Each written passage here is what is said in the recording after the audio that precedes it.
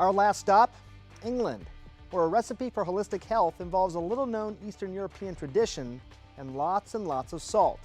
Monita Rajpal investigates the saline secret to breathing easy.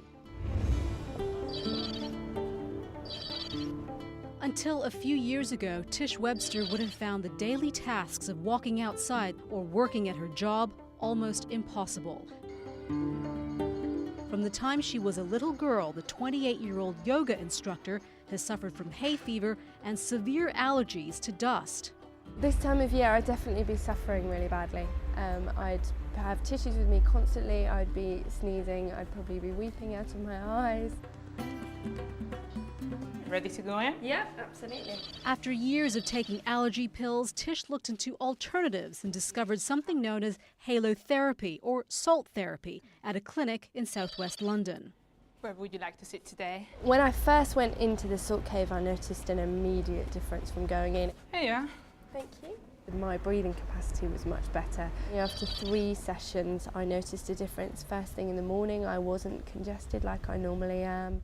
This therapy room is designed to feel like a natural salt cave or a salt mine. The walls and the floor are covered with sea salt to absorb any impurities or moisture in the air. Then untreated rock salt or sodium chloride is mixed with a current of air which is pumped into the room to create what's known as a microclimate.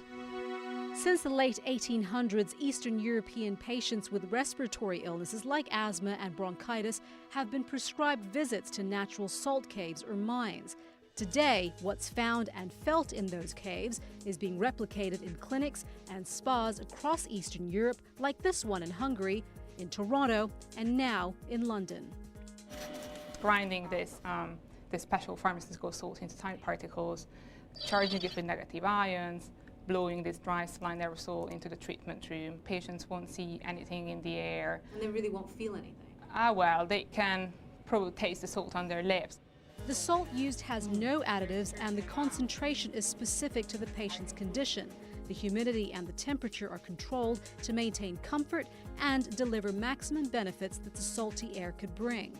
So why salt?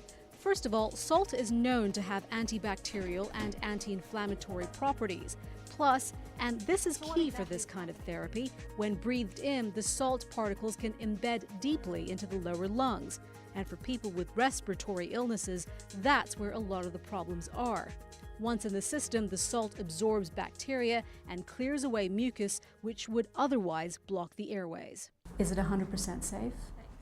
Yes, we can say it's 100% safe. Also, different medical research has proven the effectiveness in at least 85% of the cases. In 2006, the New England Journal of Medicine published a study on patients with cystic fibrosis who used this kind of saline therapy for 48 weeks.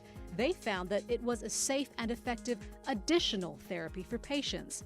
Health practitioners say stopping medication like steroids for asthma and only opting for alternative care can be dangerous and counterproductive. As an alternative, we really would not recommend that at all. We know that the use of steroids that you were just referring to are really the ground stay treatment in asthma.